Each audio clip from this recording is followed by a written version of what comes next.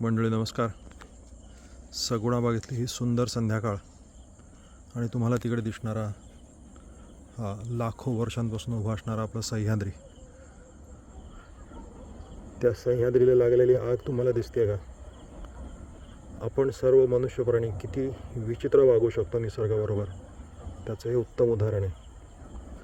हा जो वणवा आहे, हा वणवा मला आता दिसत असेल तर ह्या डोंगरापासून ते ह्या डोंगरापर्यंत इथे आत्ता झाड असल्यामुळे दिसत नाही, पण असा चंद्रकोरीमध्ये हा वणवा लागलेला आहे.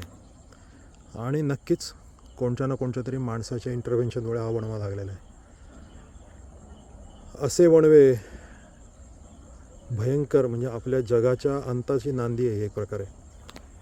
हा एवढा भयंकर मोठा वणवा आहे आणि बऱ्याचपैकी लोकांना, म्हणजे इव्हन आपल्या आजूबाजूच्या सुद्धा अनेक लोकांना, हजारो लोकांना, माझ्याच तालुक्यातल्या हजारो लोकांना सुद्धा माहिती नसेल की एवढा मोठा वणवा लागला आहे.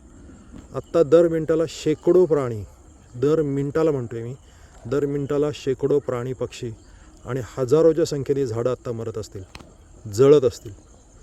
आणि काय म्हणजे हे कसं आपण होऊन देऊ शकतो आपल्याच पृथ्वीला, आपल्या निसर्गाला? मला समजत नाही कसं असे आपण वणवे लावून देऊ शकतो. का त्याच्यावरती आपण काही अजूनही ठोस उपचार करू शकत नाही, मला समजू शकत नाही. सगुणा बागेमध्ये आपण सगुणा वनसंवर्धन तंत्रज्ञान म्हणून एक विकसित केलेलं आहे. त्याच्याने अजिबात वणवा पुढे जाऊ शकत नाही. पण ही तंत्रज्ञान कुठच्या ना कुठच्या तरी फक्त प्रेझेंटेशनपुरती, किंवा आमच्यामध्ये जेवढा जीव आहे, आमच्या खिशातल्या पैशामधून आम्ही जेवढा हे काम करू शकतो तेवढ्यापुरतंच हे सीमित राहतं. आत्ता आपण सगुणा बागेच्या शेजारी असणारे, म्हणजे माथेरानला जाणारा एक टेकडी आहे, ती अख्खी टेकडी, अर्धी टेकडी आपण पूर्णपणे वाचवलेली आहे गेली 7 ते 8 वर्ष अशा प्रकारच्या वणव्यांपासून. आणि हे जे सगळे आपण गोष्टी तयार करतो, जे काही इनोव्हेशन्स करतो, हे फक्त डब्यापुरतीच राहतात आपल्या देशामध्ये. का मला समजत नाही, आपण का पुढे जाऊ शकत नाही? तुम्हाला दिसतंय एखाद्या राक्षसासारखा तो दिसतोय, त्याचे डोळे आणि तोंड.